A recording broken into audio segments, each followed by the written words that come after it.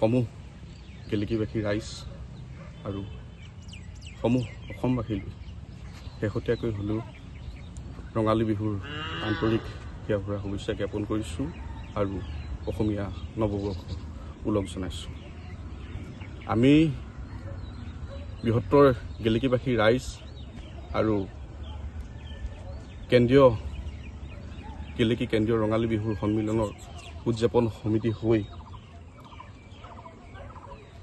অতি দুখ আৰু পৰিতাপেৰে আপোনালোকৰ আগত অৱগত কৰিব বিচাৰিছোঁ যে আনুষ্ঠানিকভাৱে গেলেকী কেন্দ্ৰীয় ৰঙালী বিহুৰ যাত্ৰা সুদীৰ্ঘ 15 বছৰ অতিক্ৰম কৰিছিলে এইবাৰ, কিন্তু বৰ্তমান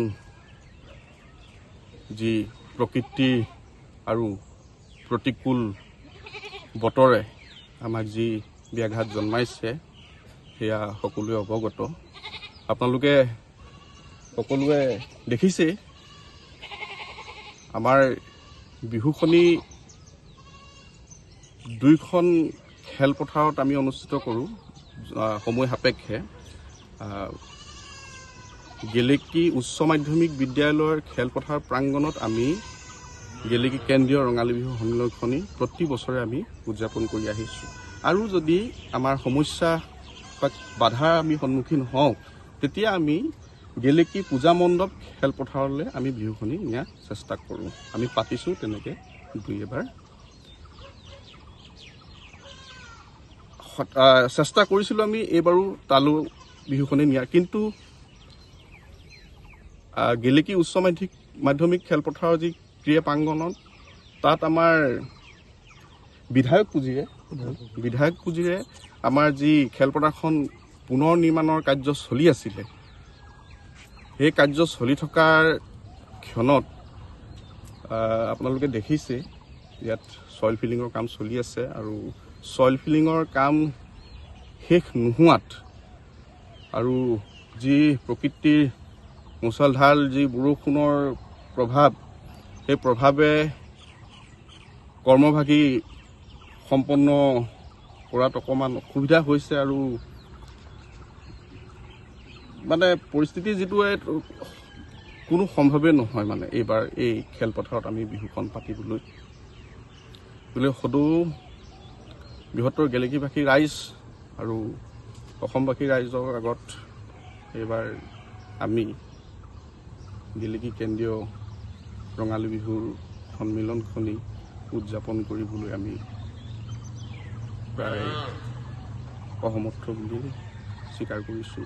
কাৰণ যিটো পৰিস্থিতি বিহুখনৰ কিমান কাম আগবাঢ়িছিলে, কিমান পৰ্যায় পাইছিলে?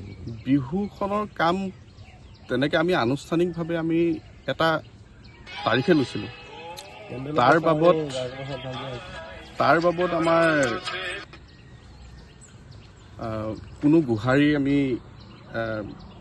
প্ৰস্তুত কৰা নাই আৰু চপা হোৱা নাই।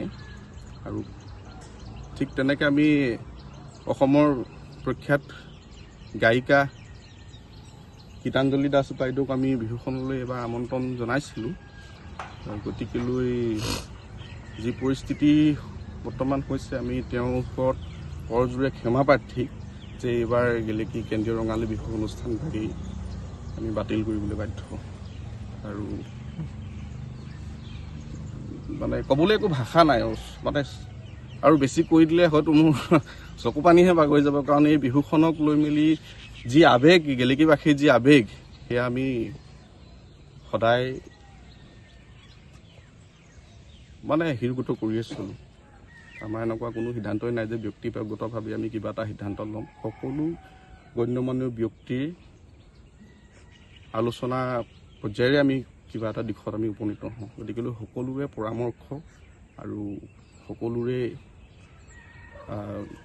আদেশতেই আমি এইবাৰ গেলেকী কেন্দ্ৰীয় ৰঙালী বিহু সন্মিলনখনি বাতিল কৰিবলৈ লৈছোঁ।